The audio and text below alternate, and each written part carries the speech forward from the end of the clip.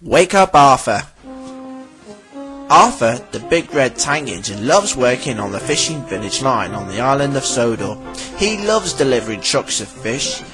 He likes the smell of it, the other engines don't. Arthur loves to be really useful, but sometimes he can work too hard, and that can make him feel tired. It was the end of a busy day. Arthur puffed into Brendan Docks with the last of the fish trucks. He was very pleased to be finished. He had been working hard all day. Now I can go and have a nice long rest, he thought to himself. But he couldn't. The Fat Controller arrived to see him. Arthur, I am very proud of you, he smiled. You have worked very hard today, and that makes you a really useful engine. Arthur beamed with pride. Thank you, sir, he smiled. Now, Arthur, I need you to work on the post train tonight, said the Fat Controller. Tom's is needed early tomorrow morning, so you are to take his place. Arthur was worried. He had never pulled the post train before. He often saw Thomas and Percy pull the post trucks on his way home. Why me, sir? Arthur asked. Because I know I can trust you, answered the Fat Controller, and I know that you won't let me down. Arthur wasn't sure. He was feeling tired and wasn't sure if he was up to the job. But he knew really useful engines always did as they were told. Now go straight to the washdown and then meet Percy at the post depot, said the Fat Controller. Yes, sir, said Arthur, but he wished he was as confident as he sounded. Soon Arthur was covered in soap and bubbles. The cleaners worked hard to get rid of the stinky fish smell, but Arthur was still unsure about pulling the post train. Toby puffed alongside. Arthur gave a big yawn. Wake up, Arthur, said Toby. You'll need to be on your way in a bit. I'll try, Toby, yawned Arthur, but he knew it wasn't going to be easy. As soon as he was clean, his driver pulled the lever and Arthur set off to the post depot. Good luck, called Toby, ringing his bell. Arthur puffed along the line, still feeling tired. His puff didn't feel as strong as he wanted to be. I wish I was back in my nice warm shed, he groaned. Don't worry, said his driver. You will be, as soon as the job is done. When Arthur arrived at the post depot, it was dark. Percy and the two post trains were waiting. Arthur was soon coupled up to the train. Percy was pleased to see him. Hello, Arthur. I bet you're excited about tonight, whistled Percy. But Arthur just gave a yawn. Sorry, he groaned. I was hoping to be in my shed tonight. Just then the postmaster arrived. Now then, you two, there's a lot of post to collect tonight, he explained. Please make sure all the post is collected and delivered on time. The Fat Controller is relying on the both of you. Soon Percy's trucks were loaded. The guard shut the door and blew his whistle. Goodbye, Arthur, and good luck, whistled Percy, and he raced away. Soon Arthur's train was ready as well. The guard shut the door and blew his whistle. But nothing happened. He tried again. Still nothing. Arthur had fallen asleep. Wake up, Arthur, shouted his driver. It's time to go.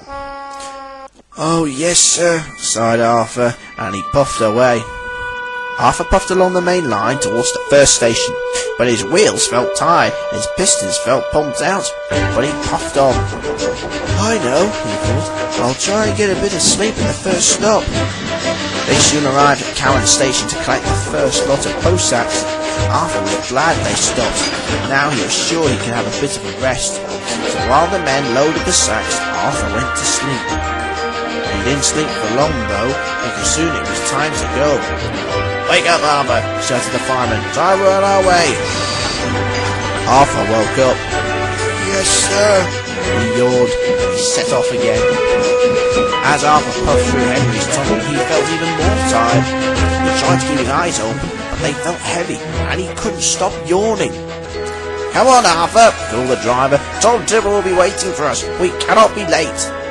Arthur sighed, so he took a big puff and raced faster. He didn't want to be late, so he decided to try and catch some more sleep at the next stop. Soon Arthur puffed into Tidmouth Station.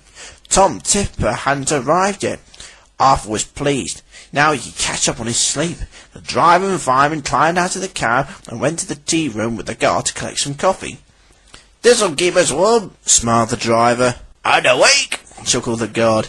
Poor Arthur, said the fireman. Still, I'm sure he'll be all right. But he had spoken too soon. No one had noticed that Arthur's brake was not set properly and that it was very stiff. But Arthur wasn't looking. He was sound asleep.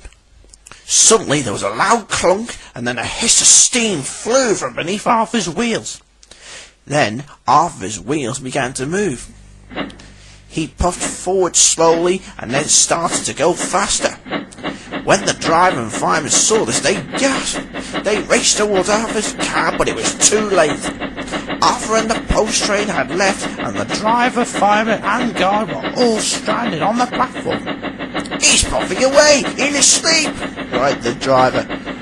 "Now what will we do?" asked the guard. As Arthur raced under a bridge, Tom Tipper gasped when he saw what had happened. He stopped the van, got out, and shouted at the top of his voice, "Wake up, Arthur!" But Arthur was puffing so fast he didn't hear him. The signalman soon heard what had happened and stopped all traffic as quickly as he could. Then he ran out of the signal box, and as Arthur puffed past, he shouted too, "Wake up, Arthur!" But it was no use. Arthur, with plenty of steam, kept on puffing. The signalman telephoned for help.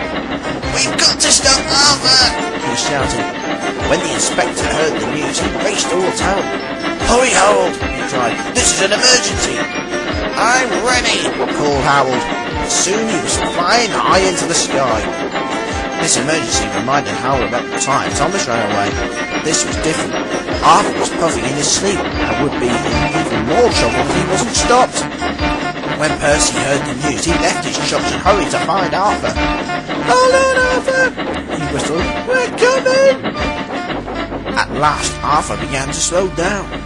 His wheels were moving slowly and his chucks rattled even less. But he still slept as he puffed along the line. As he puffed towards the airport, Harold landed quickly. As the inspector ran onto the platform, Percy raced in. Arthur puffed slowly into the station, and like before, the inspector jumped in and screwed the brake hard on. At last, Arthur stopped. As he did so, he woke up with a shock.